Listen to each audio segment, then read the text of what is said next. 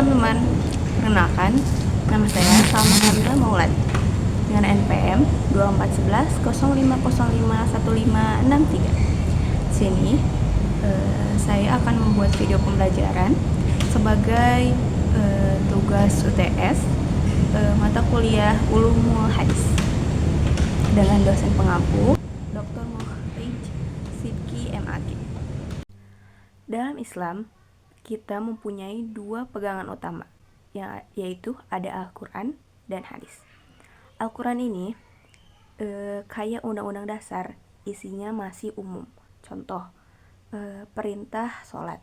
Sedangkan hadis lebih menjabarkan, misal bagaimana sih cara ruku, gimana sih cara wudhu. Nah, maka dari itu hadis sebagai peran penting utama kedua. Nah, hadis itu harus benar-benar valid nih. Nah, sekarang yang jadi pertanyaan pentingnya, gimana sih kita bisa yakin bahwa semua perkataan, perbuatan, atau ketetapan yang berasal dari Nabi itu benar-benar asli? Dan gimana nih caranya kita tahu kalau hadis tersebut tuh bisa kita jadiin sebagai panduan hidup? Otentik dalam bahasa hadis bisa juga disebut dengan sahih, atau biasa kita sebut hadis sahih. Hadis sahih ini yaitu hadis yang sudah terpercaya. Dalam menguji kesahihan hadis tersebut, ulama menekankan kepada 3 hal. Yang pertama yaitu ada sanad, yang kedua ada matan, dan yang ketiga adalah perawi. Sanad sebagai rantai penyampaian berita, kemudian matan sebagai isi beritanya, dan yang terpenting ini ada perawi. Perawi merupakan orang-orang yang ada di dalam rantai tersebut. Untuk memastikan 3 pilar ini kuat, para ulama merumuskan 5 kriteria ketat untuk menguji apakah dari 3 aspek tersebut dapat menghasilkan hadis yang sahih, lemah, atau justru kuat, dapat dipercaya atau tidak. Mari kita simak satu-satu. Kriteria pertama ini ada ittisal al-sanad, atau sanadnya harus bersambung. Nah, gampangnya kayak gini. Misal, rantai penyampaian hadis dari kita ke ulama sampai ke Nabi itu gak boleh ada yang putus atau bolong. Setiap perawi harus benar-benar bertemu dan mendengarnya langsung dari gurunya. Nah, kalau misalkan ada rantai di tengah-tengah yang tidak diketahui atau hilang, maka hadis tersebut dapat langsung disebut cacat dan tidak sahih. Nah, rantai di sini dimaksudkan kepada nama. Misalkan ada salah satu namanya yang hilang atau tidak diketahui. Nah, maka hadis tersebut sudah bisa dikatakan sebagai hadis yang cacat. Bisa kita bayangin, misal kita lagi lomba estafet nih. Nah, estafet itu kan harus dari ujung ke ujung kan. Nah, tiba-tiba di tengah ini si tongkatnya hilang, atau ada orang yang tiba-tiba lari entah kemana. Nah, seperti itu. Maka perlombaan tersebut, permainan tersebut gagal kan. Nah, maka dari itu sama seperti hadis, sambungan hadis harus sempurna dari ujung ke ujung. Selanjutnya, yang kedua adalah al-ruwat. Nah, di sini perawi harus adil.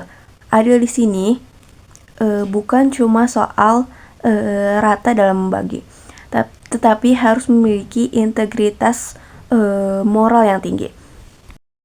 Harus seorang muslim yang taat dan tidak pernah berbohong, yang perkataannya dapat dipercaya.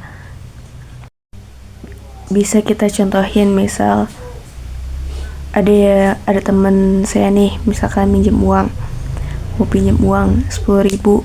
Nah, tapi ternyata uang saya juga sisa 10.000. Nah, saya lebih baik jujur daripada ngebohong kan, daripada ngebohong bilang nggak ada padahal ternyata ada. Paling bisa kita tawarkan, mungkin aku bisa pinjeminnya 5.000 nih, soalnya 5.000-nya bakal aku pakai untuk pulang dari kampus ini. Nah, adil di sini tidak berbohong dan perkataannya bisa dipercaya. Yang ketiga ada dobit al-ruwat atau hafalannya yang kuat dan ketelitiannya dalam mengutip. Yang dobit ini dapat diartikan sebagai hafalan yang kuat atau memorinya yang kuat dan catatannya yang rapih. Misal dalam hafalan Al-Qur'annya, dalam menyetorkan hafalannya mereka tidak mudah lupa, tidak juga mudah ragu gitu, tidak gitu. Misalkan kayak misalkan surat Al-Ikhlas dari awal sampai akhir kholas semuanya. Misalkan surat Yasin dari awal sampai akhir kholas sampai beres semuanya. Tidak ada hambatan, tidak ada keraguan, tidak ada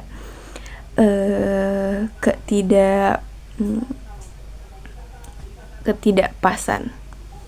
Jika perawi sering ragu dan sering disebut banyak dalam kesalahan, maka hadis mereka dapat disebut dengan hadis yang dhaif atau lemah, kalaupun mereka orang yang adil. Keempat ada Adam al-Sujuz atau biasa disebut dengan Saj. Tidak boleh janggal. Janggal di sini itu seperti bertentangan antara hadis satu dengan hadis yang lain, satu hadis dengan hadis lain yang lebih kuat atau lebih tinggi tingkatannya. Kenapa hal tersebut dapat kita sebut dengan syadz atau janggal? Karena seperti 1 berbanding 10, itu sangat-sangat jauh tentunya. Maka dari itu hal tersebut dapat dicurigai sebagai riwayat yang janggal atau syadz. Yang kelima ini ada Adam al-ilah atau tidak ada cacat yang tersembunyi. Ini sebagai kriteria terakhir dan tersulit. Kenapa dapat kita sebut sebagai yang tersulit? Karena ilah ini sesuatu yang tersembunyi yang dapat menjadi masalah rusaknya hadis. Meskipun secara kasat mata 4 syarat sebelumnya tersebut sudah terpenuhi. Contoh, ilah ini seperti penyakit tersembunyi yang hanya dapat ditemukan atau terdeteksi oleh ahli hadis. Contoh lagi, misal perawi ini ternyata perawi ini taunya dia itu mendengar langsung dari gurunya, ternyata tidak. Nah, ilah ini hanya dapat ditemukan oleh para perawi mendalam. Sebagai kesimpulan, penting untuk kita mengetahui bahwa 5 kunci utama tersebut sebagai syarat kesahihan hadis. Karena ternyata begitu banyak, begitu teliti ya para ulama meriwayatkan hadis agar tetap terjaga. Terima kasih sudah menonton video saya. Semoga apa yang sudah saya bagikan dapat menjadi wawasan baru untuk teman-teman semua. Juga ilmu ini menjadi wawasan baru juga bagi saya. Sekian dari saya, kurang lebihnya mohon maaf. Wassalamualaikum warahmatullahi wabarakatuh.